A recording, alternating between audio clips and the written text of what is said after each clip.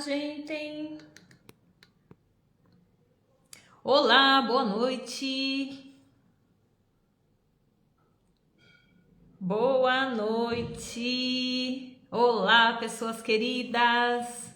Boa tarde, Brasil. Boa noite, Portugal. Bom dia, mundo, de onde você estiver e quando estiver assistindo essa live. Bem-vindos e bem-vindas.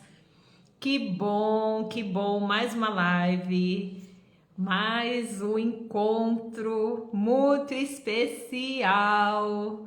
Olá, meu convidado já está na área. Olá, Valmir, bem-vindo. E aí, gente, estão me vendo bem? O som está legal? Como que tá? Me fala alguma coisa aí.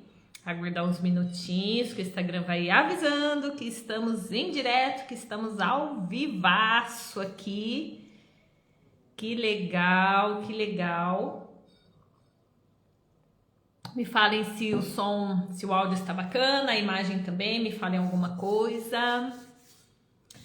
E eu igualmente animadíssima para esse encontro de hoje, esse bate-papo super agradável. Me falem aí, vão escrevendo se vocês sabem o que faz um chefe de cozinha. Vamos bater um papo bem especial. Que legal, bem-vindos e bem-vindas, gente. Boa noite, boa noite. Sejam bem-vindos. Bom, eu acho que o som tá legal, né? Eu acho que tá legal o som, a imagem, tá bacana?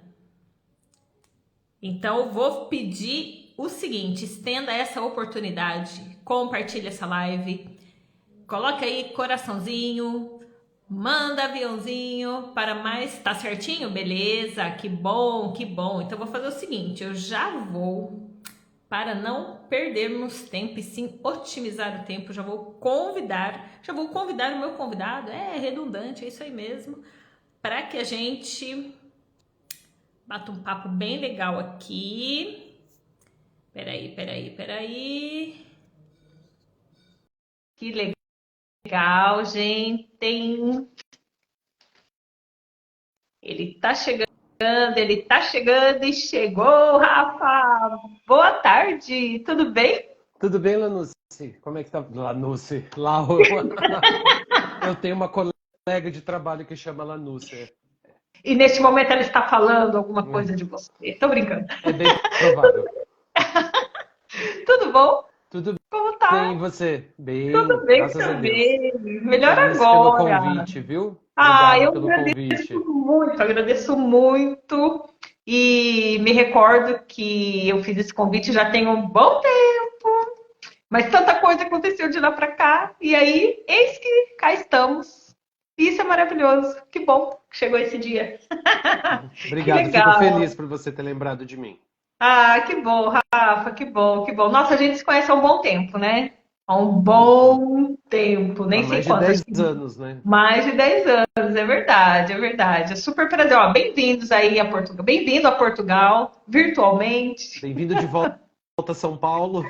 Ê, legal, legal, muito bom, muito bom. Gente, bem-vindos. Ó, tô vendo aqui, tá chegando aqui, tem o seu xará, Rafa, Tomás, Rodrigo, Sandrinha. Bem-vindos e bem-vindas, gente. Que bacana que vocês estão aqui. Nós vamos bater um bate-papo bem interessante hoje, com muitas curiosidades aí.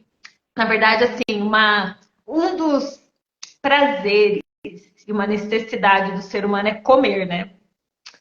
Sim, com Não certeza. ficamos sem. E isso é muito bom. E comer, nos alimentar, nutrir, tudo isso está envolvido. E assim, Rafa, bom, novamente, muito obrigada por ter, pela sua disponibilidade do seu tempo. E assim, me fala pra gente aí como um ponto de partida. Alguém na família tem aí alguma ligação com a cozinha? Como começou tudo isso? Aí me fala um pouquinho. Bom, Lau, assim, diretamente na minha família, digamos assim, pai, mãe, irmãos, eu ninguém seguiu por essa área, né? A minha avó, a minha avó por parte de mãe, ela era dona de uma pensão em Porto Alegre. que ficava no Uhum. centro, na área militar de Porto Alegre, não vou me lembrar o nome da rua, mas é lá no centro, naquela área que hoje tá passando pelas questões de alagamento, né? Muito A minha avó, triste. a minha avó tinha uma pensão lá, então a minha avó, ela obrigatoriamente ela cozinhava, né?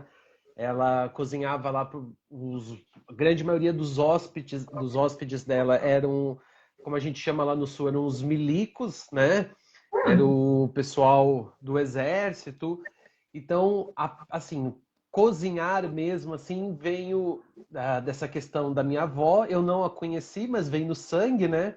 E surgiu por uma questão de necessidade da vida, né? Eu demorei bastante para entender que isso era uma vocação para mim, né? Que era uma forma de trabalho, né? Que era algo que eu me encontrava. Eu demorei, tive aí uma longa jornada até eu conseguir me encontrar, mas hoje eu sou muito feliz na profissão que eu exerço. Eita, que coisa boa! Ainda vamos falar muito, muito sobre isso. E assim, a sua trajetória, pegando essa questão aí, que a nossa relação com a alimentação envolve memória afetiva, entender esse lugar que penso eu que precisa ali ter um dom, porque é a pessoa que vos fala me deu o microfone, mas não me dê ingredientes para montar nada. É, Então, assim, como que é isso assim para você? Você já tinha uma tendência? Como que é? ó, a minha relação com a cozinha, ela começou muito na minha infância, né? Eu vim daquela tradicional família em que a mãe não trabalhava e ficava em casa, né? Na verdade, a minha mãe, ela trabalhava até eu nascer, assim, até os meus 4 anos aproximadamente, a minha mãe trabalhava. Nós morávamos numa cidade do interior do Rio Grande do Sul, que chama São Jerônimo, né? Uhum, E a minha mãe trabalhava no Instituto de Previdência do Estado. O meu tá. pai era radiologista, né? E ele, por uma questão de trabalho, ele se mudou para Porto Alegre. Então, foi trabalhar em Porto Alegre. Então, um ano após essa mudança de emprego dele, nós também nos mudamos para Porto Alegre. E aí a minha mãe parou de trabalhar e ficou cuidando de mim, né? Quando eu tinha ali aproximadamente uns 7 anos, que aí a gente começa a ter mais discernimento, começa a entender, eu acordava, né? Assistia um desenho, alguma coisa, e na hora do almoço, que a minha mãe ia preparar o almoço, eu tinha uma missão muito especial que era segurar o gato, para o gato não pular ou no local que a minha mãe estava fazendo comida, né? Tá. Então eu sempre ficava ali em volta da minha mãe, eu ficava conversando, ficava vendo ela fazer as coisas, algumas coisas eu perguntava como ela fazia, né? Dava palpite. Quando eu tinha assim, eu acho que eu tinha 12 anos, assim, a primeira vez que eu me lembro de fazer alguma coisa, né? A minha Ok. irmã teve um nenê, teve a Carol, que hoje vai fazer quase 30 anos, né? Então já faz, e aí eu já entrego a minha idade também, né? Mas a Carol, e aí quando a minha irmã ia sair do hospital, eu queria fazer alguma coisa para receber ela, né? E eu me lembro que eu inventei de fazer um bolo que tinha num livro de receitas lá da minha mãe. Acho que as pessoas, muita gente hoje não conhece, mas eram os livros do Açúcar União, que tinham várias receitas assim, você Eu juntava os lembro rótulos, disso. Eu lembra, né? lembro disso. Toda casa dos anos 80 tinha um livro de receitas do Açúcar União, né?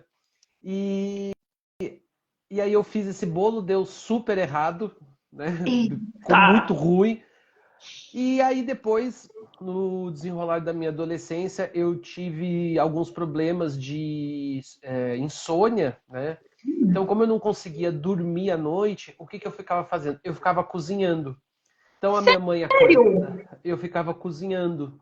Então, eu acordava, a minha mãe acordava de manhã, às vezes tinha ambrosia pronta, tinha sagu, tinha sorvete, tinha um monte de coisa, né? A minha mãe tem uma prima que ela é doceira, salgadeira, fazia coisas para festas, então às vezes acompanhava, via, ela ia lá em casa, ela sempre fazia muitas coisas, né? Então eu fui desenvolvendo esse gosto. Eu, no segundo grau, eu fiz magistério, foi minha primeira formação, né? Ok. E eu chegava da escola, eu estudava no Instituto de Educação em Porto Alegre, e aí eu chegava e eu ia para casa porque eu queria ver o programa da Ana Maria Braga. E eu não trabalhava, não tinha nada, não tinha dinheiro para comprar nada daquelas coisas que ela fazia, mas eu ficava olhando, eu achava o máximo aquilo, aquelas receitas, e ficava tudo muito bom. Então, por exemplo, a ambrosia, o que que era? Ambrosia era ovo, açúcar e leite. Ovo, açúcar e leite eu tinha em casa, então eu Ok. fazia. Sorvete, a minha mãe teve uma época que ela inventou de fazer sorvete e tinha lá liga neutra, emulsificante. Eu não entendia para que serviam esses ingredientes, mas eu fazia. Então, fazia bolo, né? Fazia muitos doces, porque era o que eu tinha fácil acesso assim para fazer, né? E aí foi se criando a minha relação com a gastronomia, né? Quando eu tinha 26 anos, eu vim morar em São Paulo, e aí vim morar sozinho, né? E aí que assim se inicia mais uma jornada dentro da gastronomia. Ainda tem uma longa caminhada para chegar num momento assim de descoberta, mas a relação em si ela começou dessa forma. Muito interessante, muito interessante. E assim, você deu não atuou, se é que eu posso chamar dessa forma, não trabalhou desse momento para frente com relacionado com o alimento, com a gastronomia, ou sempre ligado na gastronomia e depois foi estudar? Não, eu nunca tinha feito nada relacionado à gastronomia. O que que acontecia comigo, Lau? Sempre que alguém me convidava para ir em algum lugar, quem acabava cozinhando era eu, né? Na maioria das vezes, né? Era uma das perguntas. É, e que foi assim, às vezes, né, a gente tem algumas coisas que estão muito na cara da gente e às vezes a gente não se dá conta. Coisas que são tão óbvias e a gente não consegue perceber. Então eu tinha algo muito forte assim que eu queria trabalhar ensinando, né? Eu gosto de ensinar, gosto de aprender, e aí eu acho que por isso eu quis fazer magistério, né? Ok. E tinha que prestar um concurso para fazer magistério em Porto Alegre, né? E tinham, acho que se teve alguma vez na minha vida assim que eu estudei muito foi para passar no concurso do magistério. Quando Ah, eu me formei no magistério, eu descobri uma coisa assim que me impedia de trabalhar com magistério, que era que eu não gostava de criança. Então, não ia ter muito sucesso nessa área, né? Aí assim, eu fiz vários cursos, mas nunca nada ligado. Eu lembro que na minha adolescência, eu ia num psicólogo, né? Porque eu era muito agitado, né? E uma das coisas que eu lembro que uma vez o psicólogo falou era que me inscrevesse num curso de cozinha, né? Porque eu falava que eu gostava, né? Só que os meus pais não tinham condições, naquela época não existiam os cursos que existem hoje, era tudo muito caro, muito restrito, né? E cursos muito complexos. Eu tinha 14, 15 anos, né? Não tinha maturidade para participar desse tipo de sim. cursos, né? Aí eu fui fazer design gráfico. Design foi a Uau! primeira. Fui fazer design gráfico na Fevale, em Novo Hamburgo, né? Só que eu não sabia desenhar, eu não sei desenhar, né? E aí foi assim muito frustrante algumas matérias para mim, né? Aí eu fiz 2 semestres e tranquei a faculdade. Aí Uhum. uma gestora minha da época falou assim: "Não, você tem que fazer gestão de recursos humanos, você tem que fazer gestão de recursos humanos". Aí beleza, eu fui lá fazer gestão de recursos humanos. No segundo semestre, uma professora me convidou para ir para casa porque eu estava dormindo na aula, assim, dormindo gostoso, sabe? E era uma aula muito chata, sabe? Nossa, muito chata a aula, nossa senhora. E aí eu saí também do gestão de RH, depois de um tempo, né, por cobrança assim da empresa que eu precisava estudar. Eu trabalhava na Claro, no Rio Grande do Sul, e eu tinha um cargo que exigia formação acadêmica. E eu não tinha Hum, formação acadêmica, né? Então eu tá. tinha que fazer alguma coisa. E aí o meu irmão, ele trabalhava na área, ele trabalha até hoje, né, na área de TI, Uhum. né? E eu via que, tá ganhando bem, informática é o futuro, vou fazer informática, né? E aí eu fui fazer sistemas de informação, porém, quando eu estava do segundo para o terceiro semestre, eu até que estava gostando, sabe? Era algo assim interessante. Só Tá. que naquele momento surgiu o convite para eu vir trabalhar em São Paulo, e aí eu tranquei a faculdade, né? E vim trabalhar em São Paulo, e aí eu vim trabalhar como design gráfico, só que ligado à parte de editoração, né? Ok. Parte de diagramação, de materiais. Tá. Voltei a fazer design gráfico de novo, aí na Unip, lá na Casper Libero, mas também não deu certo. Não... Começavam a falar em desenhar, e aí já me dava uma coisa assim que Não. não era para mim. Aí eu fui fazer. Aí eu saí, mas como eu precisava melhorar alguns conhecimentos, eu fui fazer um curso técnico de design gráfico na Impacta, né? E aí eu trabalhei 10 anos como design gráfico numa empresa aqui em São Ok. Paulo, né? Porém, assim, aí isso eu já tinha passado dos 30 anos, né? Hoje eu tô com 41 anos, já tinha passado dos 30 nessa época, e eu tinha uma frustração de não ter uma formação acadêmica, Tá. né? Eu Ok. até brincava com o pessoal, falava, gente, mas se eu for preso, eu não vou ter nem direito à cela especial, né? E aí uma vez, eu na época estava namorando, hoje é o meu esposo, Rodrigo, na época nós namorávamos, né? Ok. Nós estávamos na casa dele jogando cartas, assim, o jogo aquele da rolha, que quem perde risca com a Sim. rolha. E aí lá, depois de alguns vinhos, algumas coisas, começou a sessão Confesso que Sofri, sabe? E aí eu contei que a minha frustração era não ter uma formação acadêmica, né? Eu tinha Oh. 33 anos nessa época. E aí uma pessoa pegou e falou assim: "Ah, mas o que que você quer fazer?" Eu falei: "Eu não sei o que que eu quero. Eu assim, eu não me encaixo em nada, né?" Eu gosto até hoje muito de biologia, né? Eu tinha uma professora no Instituto de Educação, que era a professora Estela Fazolo, e ela sempre dizia para mim assim: "Ah, você um dia ainda vai fazer biologia." Porque eram as matérias que eu melhor me saía, era biologia, química, mais ou menos em física e ia ali bem em matemática, né? Eu ia mal em história, geografia, português, literatura. Agora, nas exatas, eu ia bem, né? Tá. Aí uma amiga pegou e falou assim: "Ah, por que que você não faz gastronomia?" Aí ela falou, eu pensei, ah, é mesmo, né? Por que que eu não faço gastronomia, né? Só que aí eu comecei a pesquisar, comecei a buscar as faculdades, como eram os cursos e principalmente como eram os valores, né? E aí Tá. eu costumo brincar que eu até tinha dinheiro para pagar a faculdade, desde que eu Uhum. não comesse e não pagasse mais nenhuma conta durante toda a formação acadêmica, né? Aí eu comecei a pesquisar, me senti assim muito velho, fui fazer o Enem, né? E eu não sei por que assim eu falei, vou fazer o Enem, a gente tem que ir bem arrumado. Eu fui de calça social prestar o Enem, sabe? Um Eita. calor, um Ui. calor, um calor. E assim, eu não tinha estudado, né? Já fazia mais de 10 anos que eu tinha saído do colégio lá no Rio Grande do Sul. Mas assim, a gente às vezes é bom de chute, né? Quando a gente está decidido a querer alguma coisa, Sim. né? E eu Sim. até que tive uma nota boa no Enem, sabe? Tive uma nota boa no Enem, tive uma nota boa na redação, né? Eu lembro que por 30 pontos eu não pude entrar em veterinária na USP.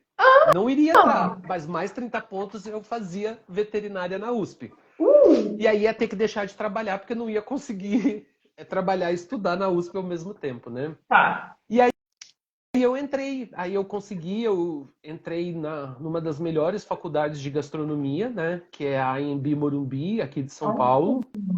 Tá. Fui bolsista 100% do curso, né? Uau. Tive a ajuda de muitas pessoas, porque não é assim, um curso em si, o curso não é barato, né? Hum.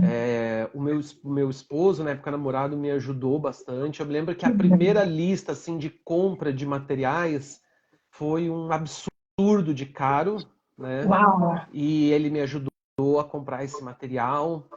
Tem uma senhora lá no Rio Grande do Sul, que eu considero ela assim uma mãe para mim também, né? Que é a senhora Dilma. Ela tem o mesmo sobrenome que o meu, mas ela não é minha parente, né? Oh, tá. E ela, todo início de semestre, ela me mandava um dinheiro. Ela me mandava uma quantia em dinheiro, assim. Ela dizia, ah, é um presente. Eu dizia, mas presente do quê? Que não tem nada agora. Já foi Natal, já foi Páscoa. É um dinheiro. Com esse Oh, dinheiro, eu comprava livros, eu comprava materiais, né? E aí eu percebi que eu tinha encontrado, né, o curso que me fez assim ter vontade de estudar. Eu adorava ir para aula, né? ai, que bom. Era muito cansativo porque saía do trabalho, pegava Uhum. o ônibus, aí eu dormia no ônibus e eu pegava sempre o mesmo ônibus. Então a cobradora do ônibus, ela me acordava quando estava chegando perto da Para descer. faculdade para descer. Ela falava, ô, vai perder o ponto. Aí eu descia, Oh, trocava de roupa na faculdade, né? Eu posso dizer assim que eu fui um privilegiado, né? Porque eu vi muitas pessoas, eu me lembro assim, que quando eu estava fazendo a pré-seleção lá do Enem, eu tenho uma série de critérios que na época precisavam ser atendidos, né? E um deles era que você tinha que levar alguns documentos, ou levava o original com a pessoa, ou hum. levava o documento, você levava uma cópia do documento autenticado, ou você levava o documento com a pessoa, né? Ok. E para autenticar custa dinheiro, você tem um gasto na autenticação, né? São muitos Uhum. documentos, não era barato. E eu me lembro que tinha uma família assim, Lau, não é exagero, devia ter umas 12 pessoas da família assim, que foram Uau. acompanhar para conseguir aquela bolsa. Eu nem sei se aquela pessoa conseguiu, mas aquilo me marcou. E aí eu entendi, de certa forma, que era necessário que eu me dedicasse àquele estudo, porque ali eu estava pegando a vaga de alguém. Eram só 10 vagas, né, que haviam disponíveis no curso. Então eu precisava me dedicar, né? E era muito legal, assim, desde as aulas teóricas, as aulas práticas, eu sempre me dediquei, tanto que eu recebi 3 distinções acadêmicas de Uh, desempenho, né? Só não recebi no terceiro semestre porque a prova de enologia foi muito difícil, mas em todos os outros semestres eu recebi essas 3 distinções como o melhor aluno com desempenho acadêmico em todo o curso dos 2 campos de gastronomia da Anhembi Morumbi, né? Uau! Então, Parabéns! Nossa, foi, Rafa, que top! foi muito legal, muito, muito legal. E aí eu vi que era aquilo que eu queria, né, para minha vida, né? Estudar alimentação, ser chefe de cozinha, né? Para você ter uma ideia, a minha turma, ela começou com 60 alunos, né? Ah, Uma coisa assim, 58, 62, alguma coisa desse tipo. Nós nos formamos em 10, né? Nós nos formamos em uau! 10, assim, bastante gente abandona, porque existe um glamour muito grande envolvendo a gastronomia, né? A gente pensa que a pessoa ela pensa que ela vai se formar, né? Ela vai ser o chefe que está com a pinça colocando a florzinha em cima do prato, fazendo Uau. risco. E para ela chegar lá, ela vai ter que passar por muito perrengue antes disso, né? Ela Tem uma caminhada. vai passar muito calor, vai passar nervoso, vai se atrapalhar, vai errar, vai se cortar, vai se queimar, né? E às vezes a Nossa, pessoa não entende que existe um período de maturação, né? sim, sim. E pode até ser que existem talentos, né? Eu não acho que eu seja um desses talentos natos, né? Mas existem pessoas que têm um talento e que acabam se destacando, mas junto com isso, exige que a pessoa tenha uma maturidade maior, né? Sem dúvida. Porque se ela não tem, ela não consegue lidar com esse tipo de responsabilidade, né? Trabalhar com alimento Ah, é uma responsabilidade muito grande, né? A gente às vezes não se dá conta, mas nós temos vidas de pessoas nas nossas mãos, né? Uma comida mal preparada, uma comida mal armazenada, mal manipulada, dependendo da saúde da pessoa, dependendo da condição dela, aquilo para ela pode ser fatal, né? Pode ser fatal. Eu falo para as pessoas, né? Se eu pergunto, você é corintiana, Lau? Eu Você é sou. corintiana, então você vai saber a pergunta que eu vou fazer. Por Ah. que o Sócrates morreu? Ai, não, não sei. Sério. A Não- minha irmã saberia, mas eu não sou corintiana nesse nível de ah, saber tudo, tudo, tudo. Mas o então, quê? Foi intoxicação alimentar? então todo mundo às vezes olha para o Sócrates e pensa que ele morreu por causa do alcoolismo, né? Porque teve um problema de alcoolismo na vida. Mas na verdade, ele morreu, ele teve uma intoxicação alimentar. Ele foi num evento, numa festa, se eu não me engano, comeu um estrogonofe, alguma coisa assim. Uau! Porém, como o estado de saúde dele era debilitado, ele Agravou ainda mais. agravou, foi grave para o organismo dele e ele acabou vindo a óbito. Então, preparar alimento, né, exige muita responsabilidade. Exige técnica, exige cuidado, exige entender de legislação, né? Nossa. Eu trabalhei por um tempo num camarote no estádio do Morumbi, aqui em São Paulo, né? Trabalhei 2 anos lá e o meu maior medo era matar alguém, né? Matar alguém assim, porque são muitos fatores, acontecem muitas coisas enquanto você está produzindo, né? Às vezes o simples fato do limpar a testa assim e manipular nariz, boca, você vai manipular alguma coisa, você tá contaminando. Eu tive uma professora de microbiologia e se eu já era meio neurótico com algumas coisas, ela foi lá e me ajudou na minha neurose, né? Ela apresentou um caso pra gente, né, de uma festa de 15 anos, onde as pessoas que comeram 2 pedaços do bolo da festa foram as pessoas que vieram a óbito, né? As pessoas que comeram um pedaço ficaram muito mal, né? E aí a gente começa a ver, aí ela mostrou as fotos do lugar onde o bolo foi feito, aonde que o bolo foi transportado, sabe? Então, assim, obviamente que é um caso extremo, né? Sim. Mas, Mas é importante que seja dito, porque existiu esse fato, né? é. Então, assim, casos de pessoas que adquirem... Intoxicação alimentar, se a gente parar para pensar, vira e mexe a gente tem. O que acontece é que nós temos um organismo saudável, então nós não sentimos. Às vezes, por exemplo, aquela dor de barriga, aquela diarreia que dá de repente, daqui a pouco passa. Não estou dizendo que minha formação não é medicina, mas muito provavelmente pode ser uma intoxicação alimentar. Você comeu alguma coisa que não estava ali 100% bem preparada, bem acondicionada, mas o seu organismo reage bem a isso.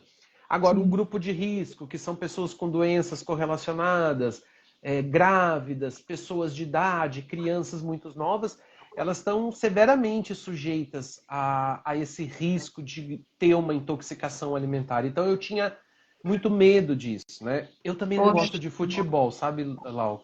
tá. Mas eu tive uma vez que fazer uma feijoada num domingo no Morumbi. E eu falava, ai, gente, quem que marca jogo domingo, 10 horas da manhã? Domingo é para as pessoas estar dormindo, não é para as pessoas estar no estádio de futebol, né?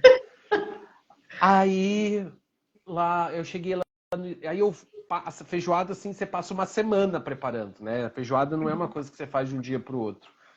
E aí eu passei a semana fazendo o pré-preparo da feijoada, no sábado aquele preparo já mais pesado para finalizar, e eu vim para casa, fui dormir cedo porque tinha que estar muito cedo no estádio no outro dia, e eu perdi o sono 3 horas da manhã porque eu sonhei que a geladeira que estava armazenada tinha pifado e a feijoada tinha estragado, né?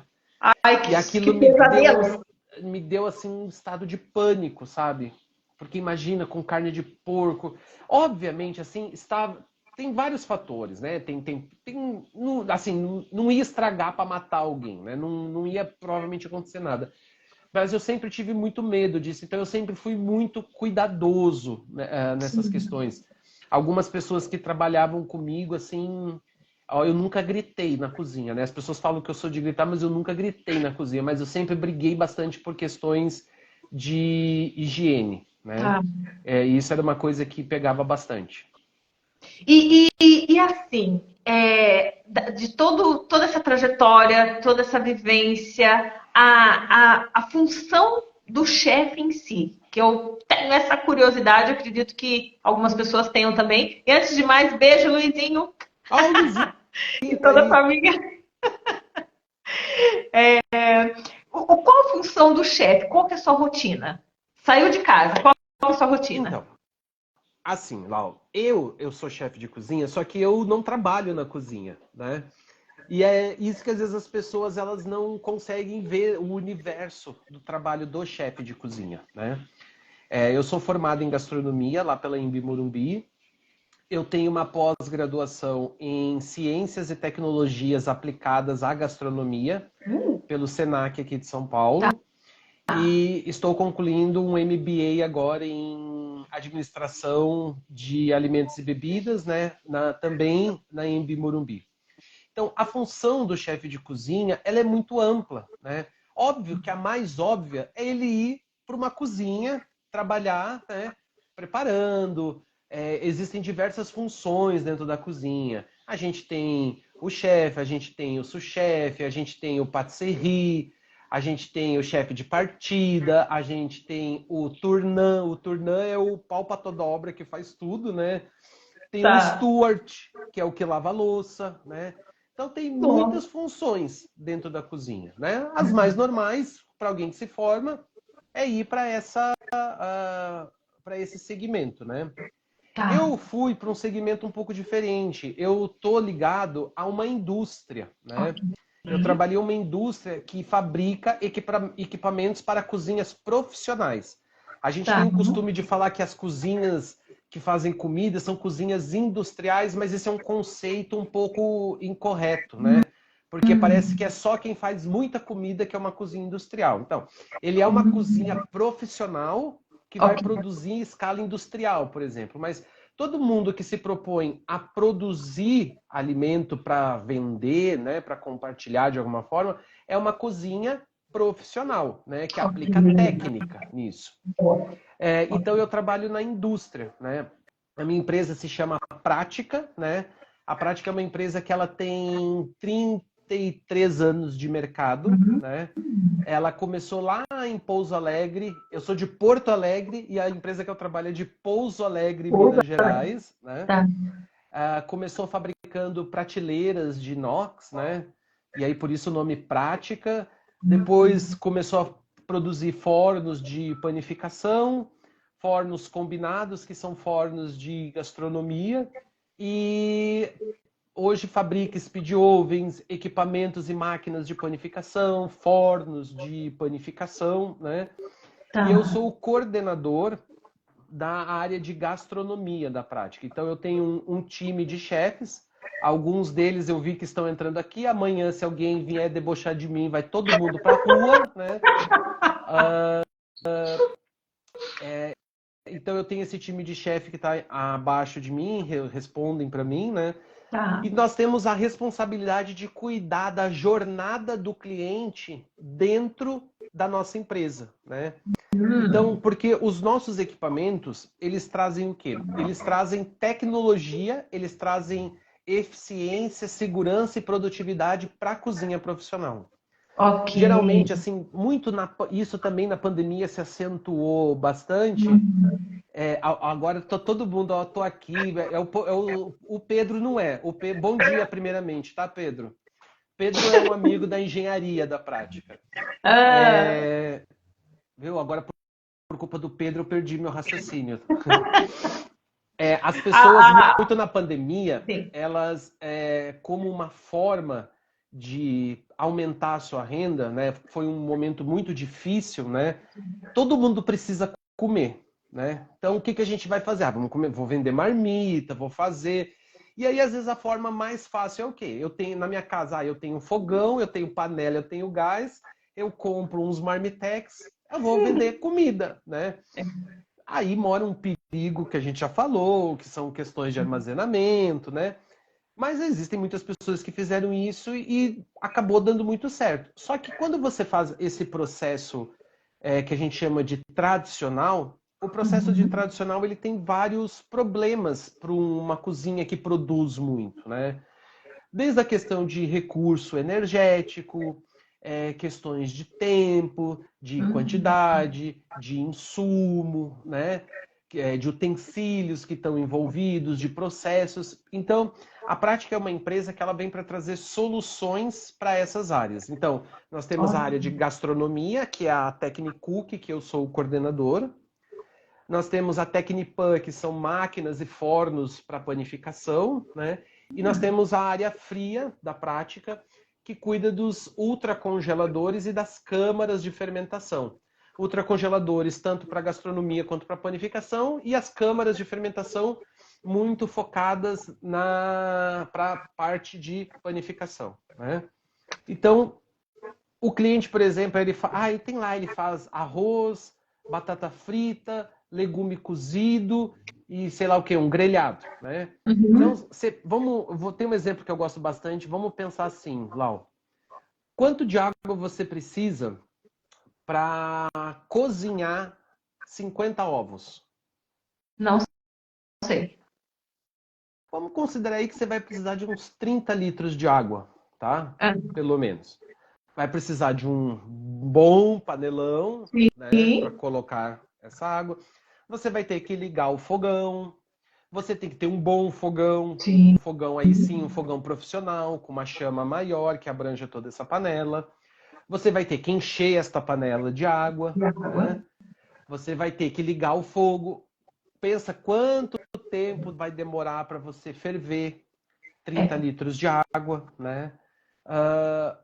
50% da energia que a chama do fogão gera, ela se perde pro ambiente. Então não é uma energia aproveitada completamente. É uma energia que metade dela tá indo para você. Exatamente, está sendo desperdiçada.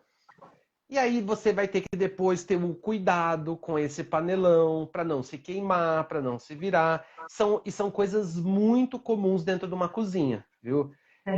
Virar panela de água, fritadeira que transborda, é uma desgraça, Lanús.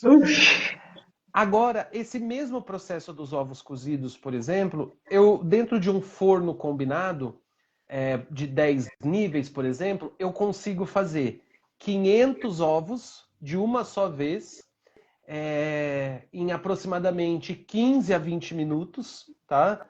Gastando aí nem 2 litros de água.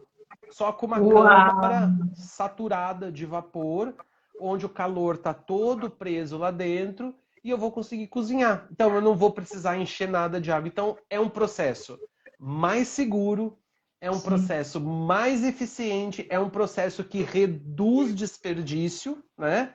E é um processo mais seguro. Então, quando você implementa a tecnologia, você tem esse tipo de ganho na operação. Então, o meu time é um time que é responsável por conduzir o cliente dentro dessa jornada, né? Então, é o cliente, eu não conheço, me falaram, eu vim aqui ver. Ele vai assistir uma demonstração onde o time de chefes vai apresentar os benefícios dessa operação para o cliente. A gente não vai apresentar para o cliente, tem esse botão que faz isso. Não, isso aí a gente não quer. Isso aí ele vai aprender depois. A gente quer que ele entenda qual que é o benefício dele trazer tecnologia, né? Hoje a Prática ela é uma empresa que ela importa para mais de 52 países no mundo, né? Nós temos a filial em São Paulo, que é onde eu fico. Temos uma filial em Recife, que eu tenho 2 chefes da minha equipe lá, que é a chefe Camila e o chefe Will. Temos uma filial no Chile, uma filial no Texas, nos Estados Unidos, e estamos abrindo uma filial na Alemanha, né? E muitos dos nossos equipamentos, e principalmente por uma cobrança no Brasil, aqui, né? Isso, infelizmente, ainda não é um fator relevante na decisão de compra, né? O cliente ele pensa em 1000 e outras coisas para depois pensar nessas questões, principalmente de redução de desperdício de recurso natural. Na Europa, isso é muito forte, né? A Europa é muito forte. Então, a primeira coisa que a pessoa, quando vai comprar algum equipamento na Europa, ela pensa quanto que consome, quanto de energia, quanto de água. Então, essas questões, elas são muito importantes. Então, o chefe ele vai guiando o cliente, apresentando todos esses benefícios. Aí o cliente, eu achei legal, beleza, nossa, imagina. Eu nunca atendi ninguém que quisesse fazer 50, 500 ovos de uma vez, né? Sim. Mas a gente já pegou gente que fazia guiosa no vapor, né? Tinha que fazer lá quase 1000 guiosas por vez, né? É o mesmo princípio, é no vapor, é a mesma função dentro do equipamento.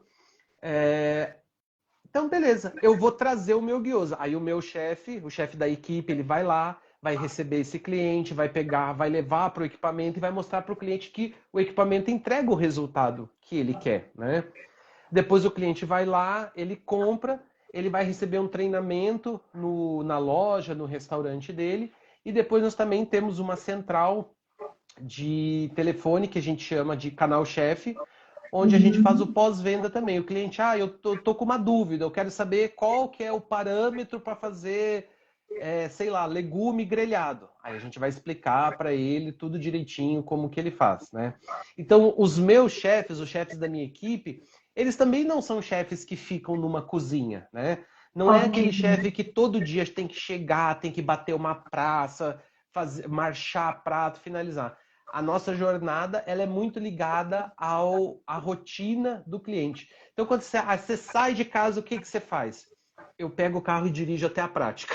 Isso que a minha primeira rotina é essa. Chegando lá, eu tenho as minhas rotinas, cuidar do pessoal, cuidar da equipe, validar material, acompanhar alguns processos internos que ocorrem, né? E os demais é o cliente que vai me guiando. Qual é a necessidade do cliente? E aí eu não sou da área eu não sou representante, né? Ninguém do meu time mas nós somos muito responsáveis pela venda, né?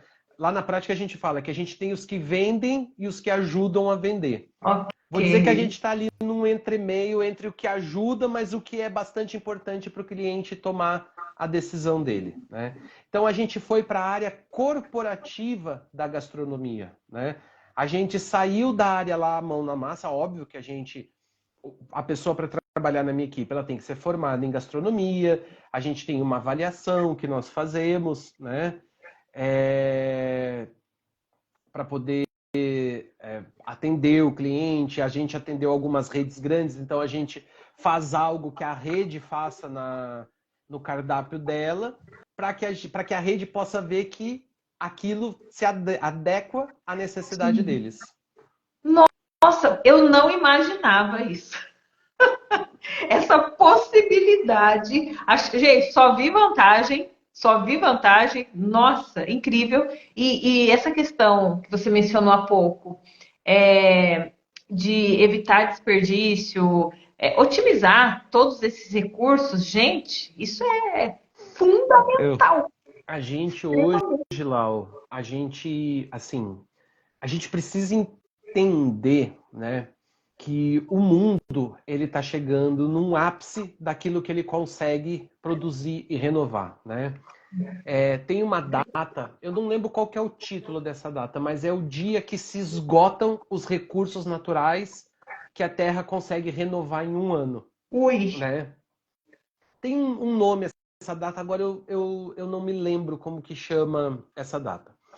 Mas quando essa data ela começou a ser contabilizada, ela acontecia mais ou menos lá pelo dia 27 de dezembro de cada ano.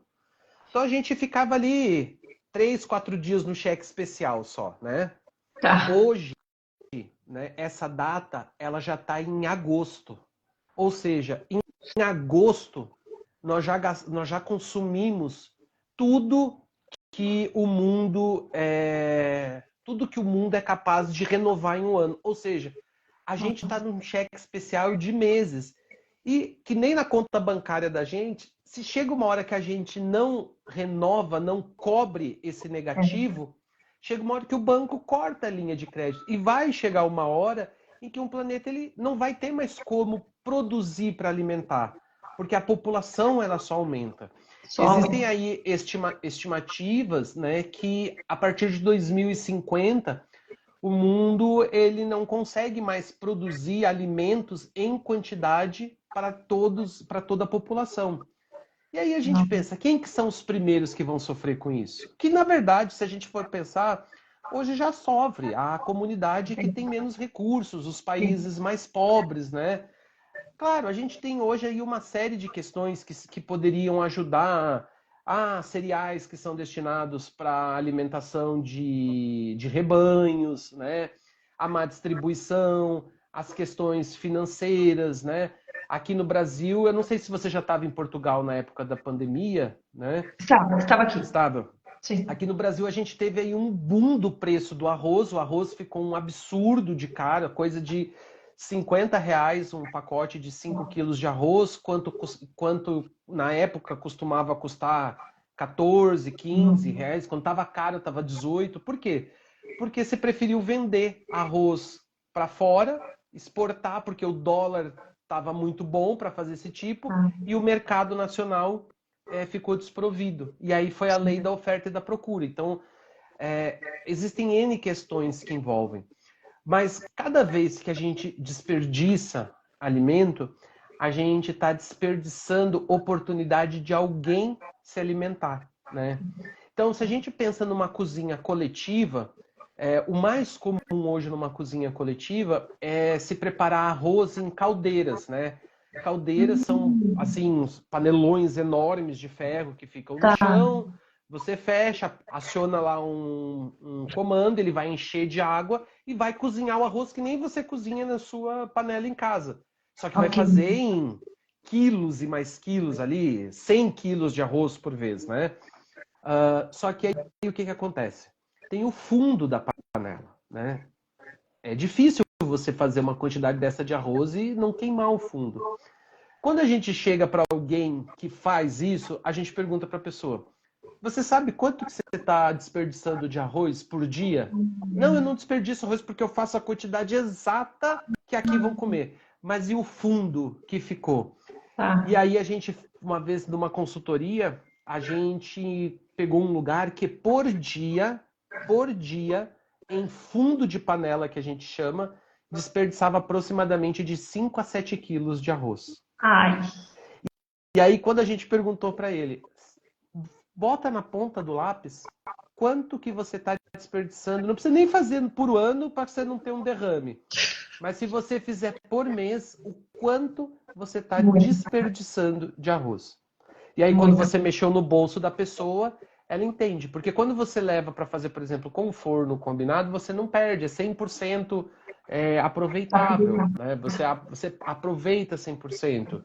Quando você produz legumes, você não tem necessidade de usar água. Quando eu digo água, ser imerso em água. Sim, né? sim. Então, aquele legume, ele sai com a cor que ele deveria sair, ele sai com o nutriente que ele deveria sair e ele é preparado mais rapidamente. Uau! Que aula! Que aula!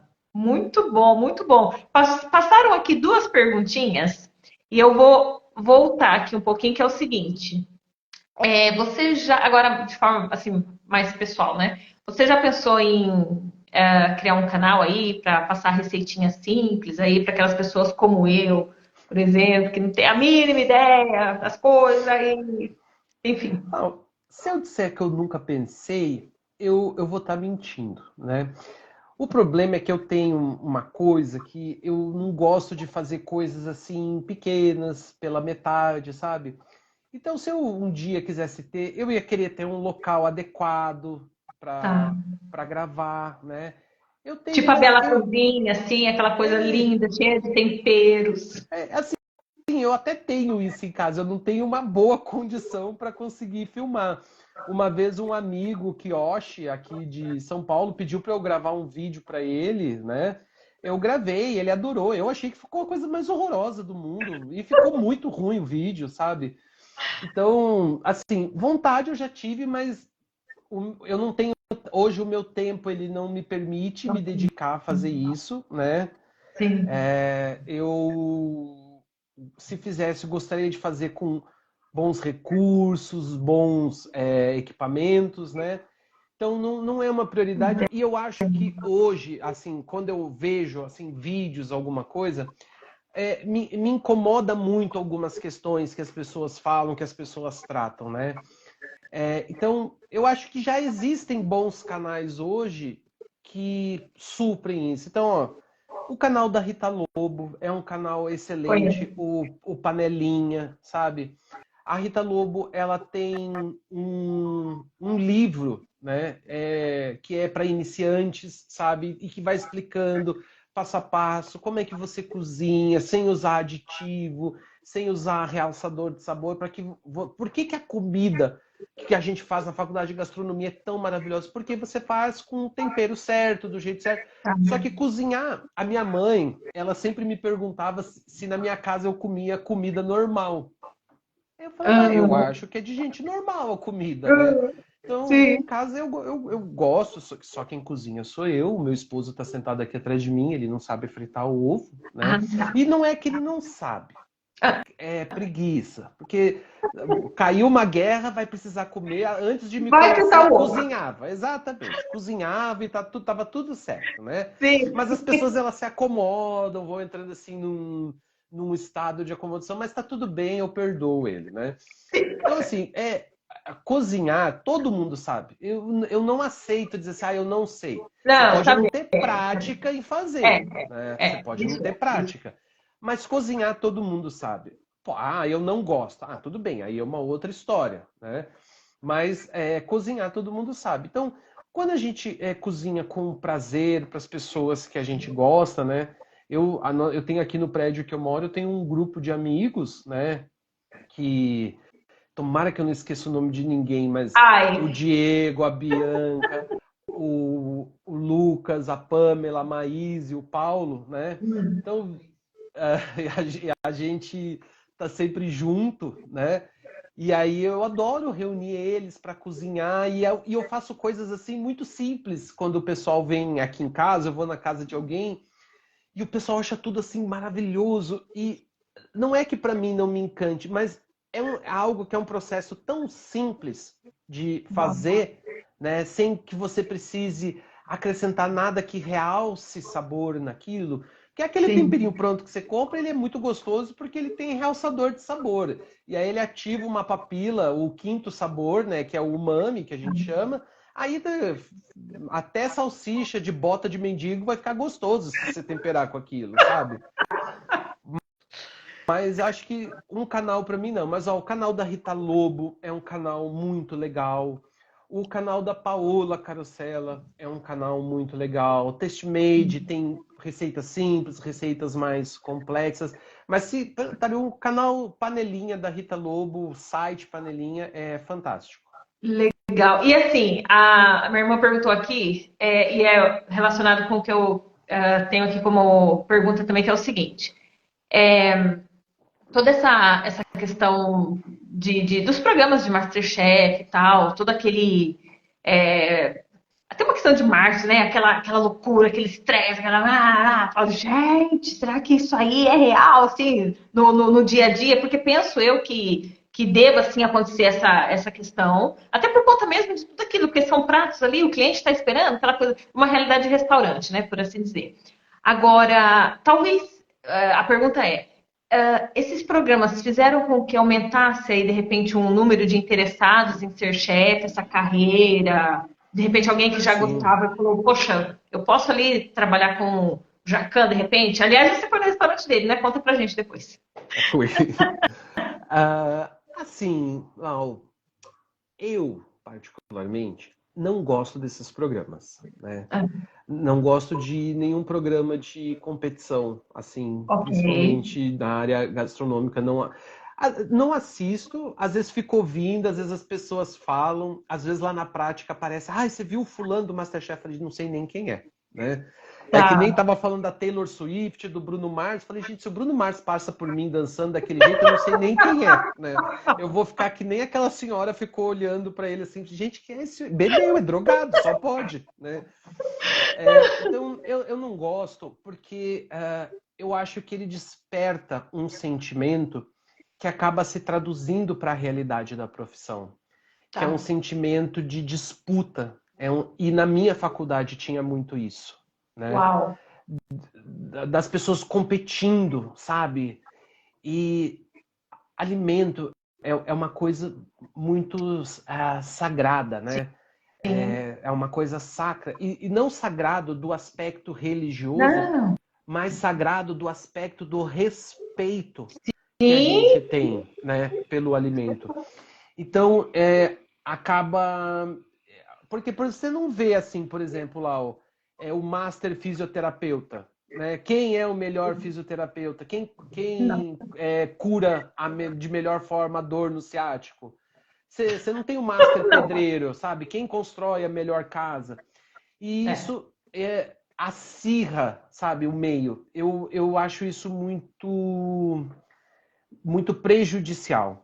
Em Muito contrapartida, pertinente a sua colocação. Muito pertinente. Muito.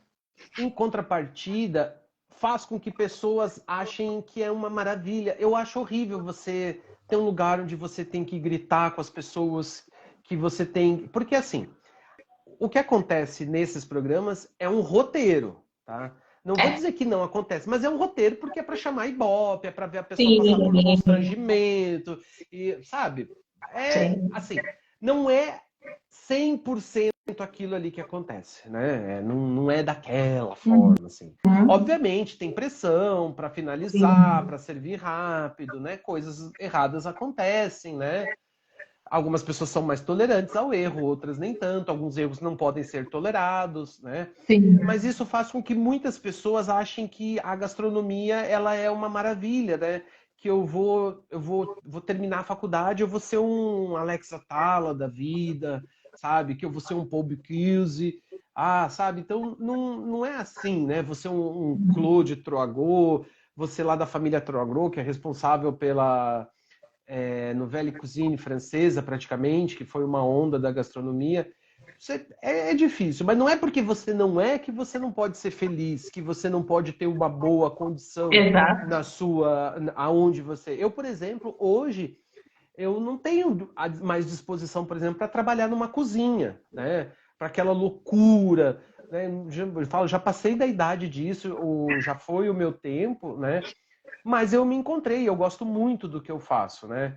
Assim, Ótimo. tem bastante trabalho, é bastante puxado. Alguns dos que estão aqui na live, eles me...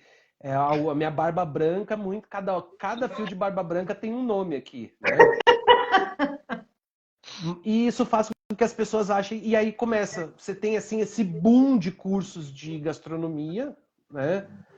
Tanto graduações quanto cursos, assim, dos mais diversos. Alguns são muito bons, né?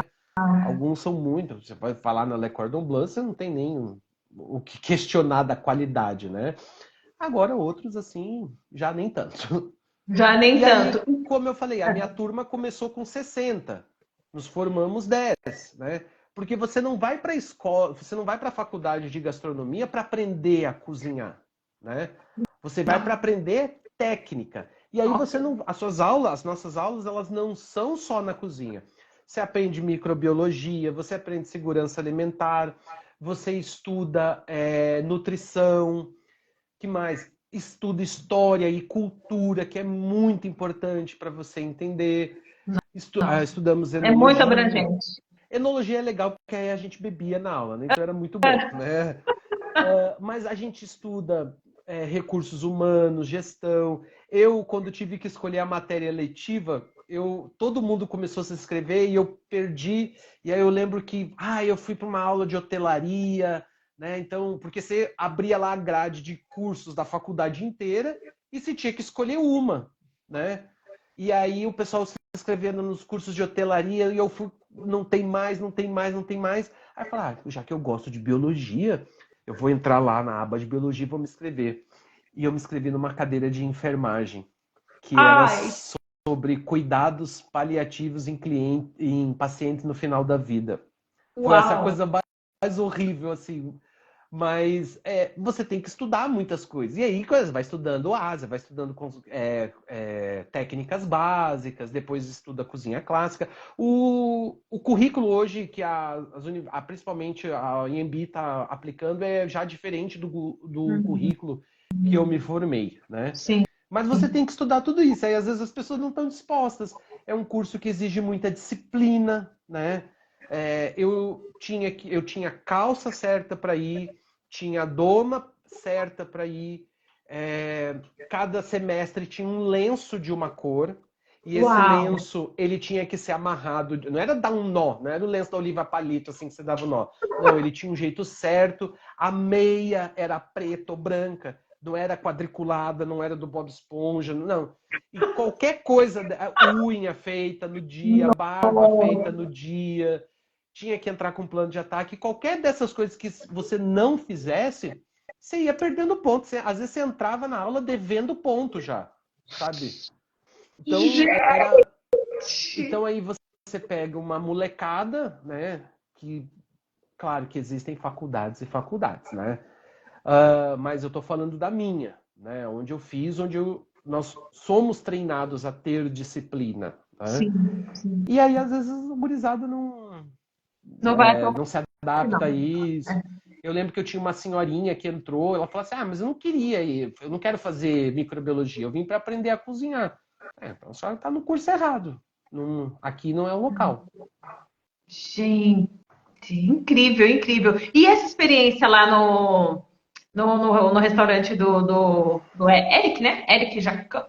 Como Foi que foi? no steak, Você não foi avaliou ali o alimento, falou, será que vamos ver se isso aqui tá com tempero? Não, até porque ele sabe que eu trabalho na prática, aí eu não posso, que ele é cliente, mas eu ganhei uma panacota, e eu e o Rodrigo ganhamos uma panacota aquele dia. Ah, É ok. uma experiência muito legal, assim, gente. Ele é uma pessoa bem difícil, assim, né? Ele é bastante exigente, né? Mas, Tá. assim, a comida que se prepara, assim, não tem o que se falar, né? Eu gosto muito de molhos clássicos, né? Então, assim, ir no restaurante dele é certeza que você vai comer um molho. Ah, tem um molho que chama poavre, que é um molho feito com pimenta verde, que é difícil pra caramba, que você faz 3 molhos antes dele para chegar nesse molho, que é um molho, que é a base do outro molho, que é a base do outro. Eu fui num lugar uma vez lá aqui no centro de São Paulo, que eu vi que tinha um filé à poavre, coisa mais horrível, assim. Um prato caro e que não foi feito da maneira clássica, mas Uau. comida excelente, assim, né? A comida do Carlota também, que é um restaurante da chefe Carla Pernambuco, assim, é um restaurante que você não tem o que dizer, o restaurante da Paola Carosella também. Mas também existem outros bons restaurantes que não estão ligados a grandes nomes, né? Sim, sim, Aqui na sim. Zona Norte tem o Lelui, que é um restaurante muito bom, tem o Laçu, que é um restaurante giratório. Você encontra aqui tem a feijoada da Cá, que é uma pessoa que faz uma feijoada na casa dela, vende só a partir da 1 ou 2 horas da tarde, e é uma comida assim, mas é uma feijoada muito gostosa, sabe? Olha só. Você tem assim ah, diversas opções, né? Desde o mais requintado até o mais simples, mas comida boa é aquela feita com técnica e com carinho, Sim, independente do preço que você pague, né? sim. Já pagamos caro para comer mal e já pagamos barato, como nesse caso da feijoada da cá, para comer muito bem, Ficou muito bem. Que com legal. certeza. E você, assim, você aprecia ou avalia a comida ali? De Não, eu forma até avalio. inconsciente, talvez. Não, Não, eu aprecio. Eu não tenho é. assim. A não ser que venha um absurdo assim, você falar. Eu fui uma vez, eu ganhei um presente de uma pessoa, um jantar. Não vou dizer o nome do restaurante, né? Mas era um restaurante lá no Cidade Jardim, sabe? E a gente estava lá comendo e de repente no meu prato vem um pedaço de plástico, assim, que notoriamente era da embalagem, né? Mas eu não ia fazer escândalo, nada, eu só chamei o metro lá e falei, olha, vem um plástico. Eles falaram, a gente vai trazer outro. Eu falei, não, não preciso, eu já comi quase o prato inteiro. Se eu comer o outro, eu não vou conseguir comer o prato principal, mas enfim, tá tudo certo. E aí eles foram muito gentis, mandaram sobremesa, cortesia para a mesa inteira. Obviamente, fiquei feliz, mas não precisava. Mas assim, vou comer. Até esses dias, a gente recebeu uma amiga, ela fez um doce, e aí eu falei assim: eu não vou falar nada, porque às vezes as pessoas acham que eu tô falando por ser uma crítica. Ai, porque ele é formado. Os meus vizinhos aqui, ninguém tem coragem de me chamar para jantar porque tem vergonha de cozinhar para mim. Aí eu viro a Maria de todo mundo sempre cozinhando. Mas quando eu vou comer, eu como apreciando mesmo a comida. Se for algo que eu gosto, eu vou comer com o maior prazer, sem Que frescura. bom, que bom. E você, assim, é aberto a experimentar, tipo, come de tudo, até pedra, ou de repente, até por conta mesmo disso, de ter essa experiência? Porque comer é uma É, experiência, né? assim, tem coisas que eu não gosto, né? Então, por exemplo, assim, você vai se surpreender, mas eu detesto banana. Eu não posso nem com o cheiro de banana, assim, né? E eu me lembro que uma vez, eu não entrei na prática como coordenador, eu entrei como chefe, né? E eu fui atender um cliente que era do Nanica, que é uma loja famosíssima agora aqui em São Paulo, que vende banoffee, né? E ele foi levar lá para ultra congelar e não sei o quê. E eu tava super tranquilo, porque eu pensava que, vai congelar, depois leva embora e vê. E aí ele congelou, e aí, não, agora vamos deixar para ver se ela descongela e não vai perder a textura. E aí ele cortou e ele queria que eu comesse. E o cheiro já tava assim, ó, sabe, quando começa, eu falei, se eu colocar na boca, eu vou vomitar, porque não dá, eu não suporto banana, né? E aí eu falei pra ele que eu era diabético, que eu não podia comer açúcar. Aí ele não fez eu provar, né? Pra Mas sair geralmente dessa. assim. Mas, por exemplo, na faculdade comi escargot, né? Assim, acabo comendo, assim, não tenho grandes frescuras para comer, né?